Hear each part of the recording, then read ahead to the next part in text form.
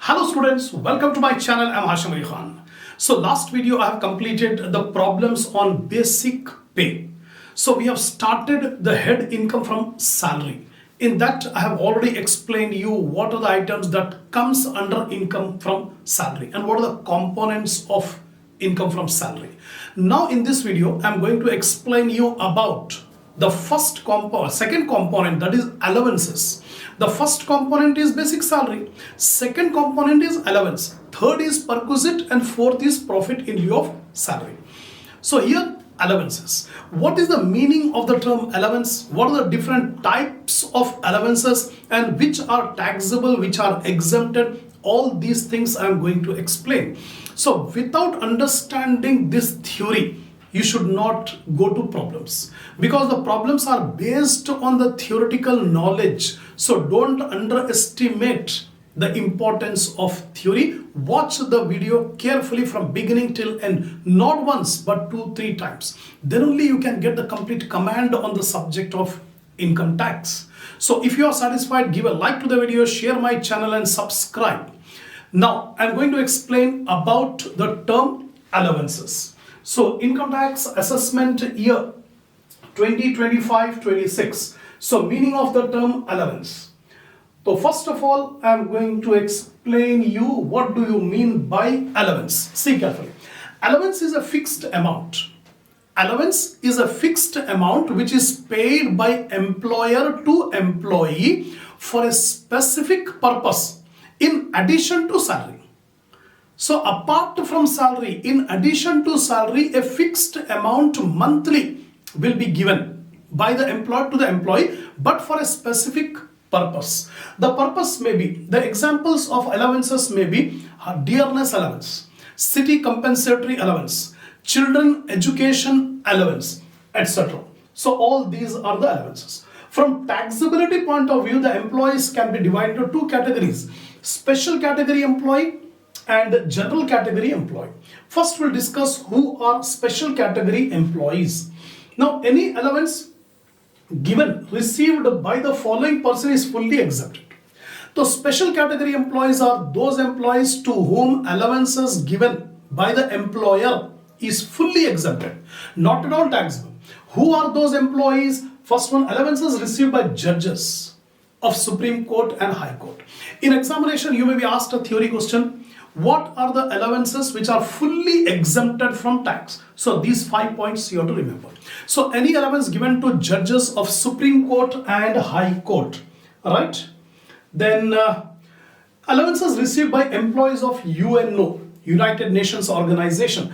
Allowances received by teachers and professors, research scholars from foreign country, which is a SAARC nation, SAARC member nation. The exemption is allowed for a period of 2 years.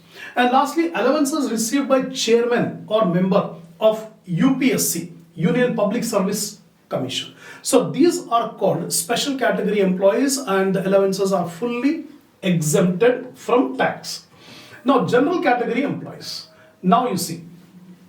So from the income tax point of view, the allowances are classified into 3 categories. For general employees, other employees, every employee. Now allowances are classified into 3 categories. Those are, first one, fully taxable allowances. I'll give you a list of the allowances which are completely taxable. Now when you do the problem on income from salary, those allowances may come. So you should be in a position to decide whether it is a taxable or exempted allowance. So fully taxable allowance. The second category, fully tax-free allowance or exempted allowance. Completely exempted. And third one is partly taxable, that is unexempted amount is taxable. That means some part is taxable and some part is exempted. So in this way we can say fully taxable allowance, partly taxable allowance and fully exempted allowance. These are the 3 categories of allowances. Now I'll list down the allowances which are fully taxable always. No exemption, nothing. Whenever this item comes in the problem, you should say this allowance is fully taxable. That's it.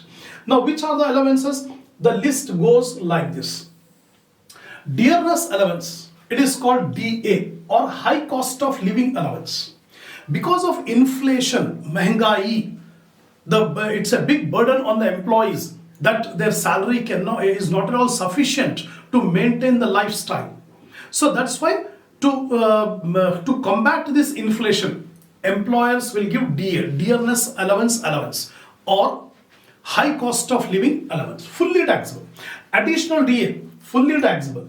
Then city compensatory allowance. Every city has a different standard of living. That means some cities are more costly and some cities are less costly.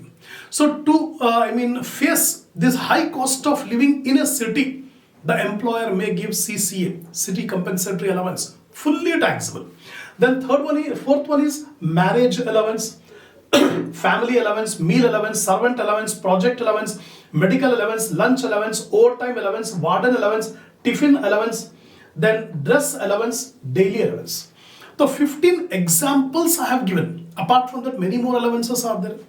So these 15 allowances are fully taxable allowance, right?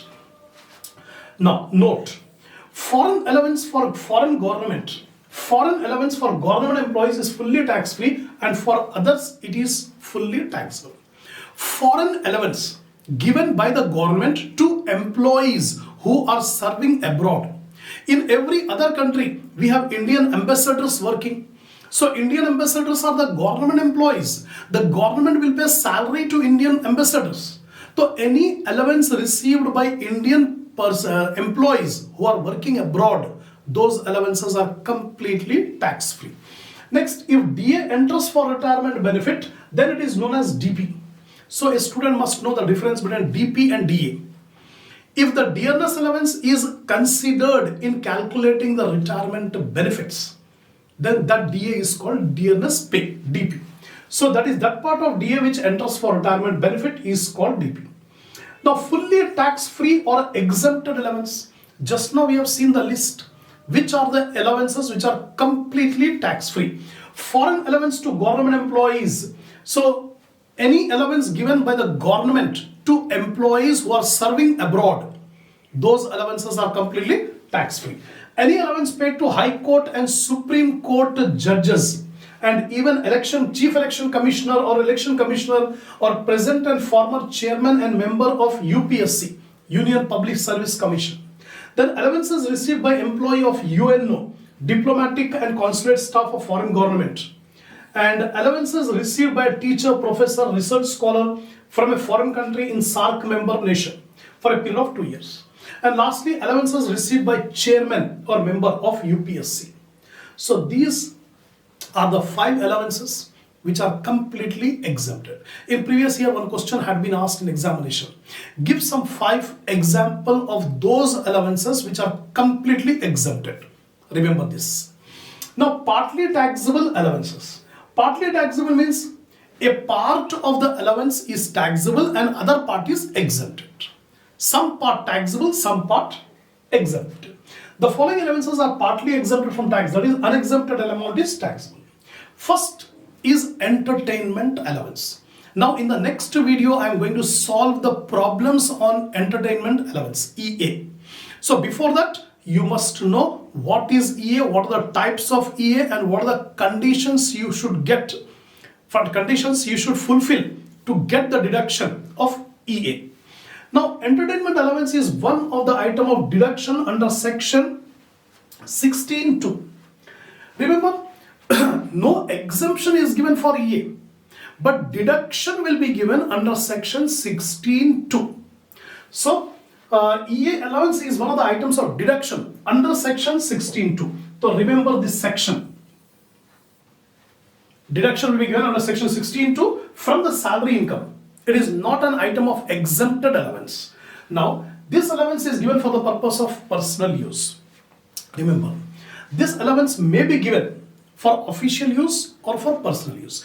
If the employer gives EA, entertainment allowance, for official use, it is not an income for the employee, because employee is getting the allowance to be spent for official purpose. It is not an income, not taxable. EA given for personal use, then it is taxable. It's an income, right? Now, for entertainment allowance given by the employer for official purpose, it is not treated as income. It should not be treated as income. However, if the actual amount spent is less than the received amount, the difference is treated as taxable under the head allowances. Sometimes what will happen? Employer has given 50,000 entertainment allowance to the employee for official purpose.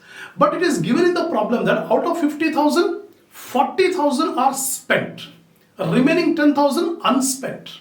So in that case, the remaining 10,000 unspent is taxable under the head allowances. अगर पूरे 50,000 खर्च हो गए तो not taxable. अगर कुछ पैसे बचे हुए हैं तो that amount is taxable under the head allowances, right? Now, EA given by employer for personal purpose may be allowed as deduction. EA deduction under section 16(2) will be allowed only if EA is given for personal purpose. If nothing is given in the problem, we assume the EA is for personal purpose. Note, if nothing is mentioned in the problem, then the EA received is to be treated as personal income, right? Now steps. What are the steps to be applied to get EA deduction under section 16(2)? First, add the actual amount of allowance received to the salary that is in the statement under the head allowances. First of all, whatever EA received, the complete EA should be taken under the head allowances.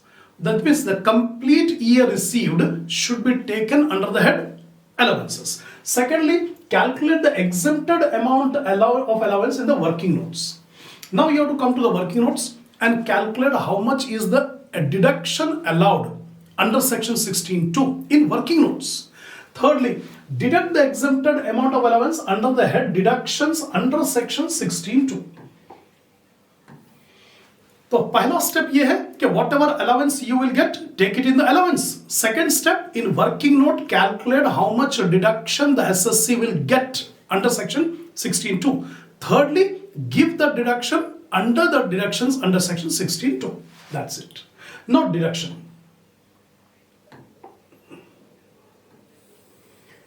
Entertainment allowance is allowed as deduction only for government employees. Very important point.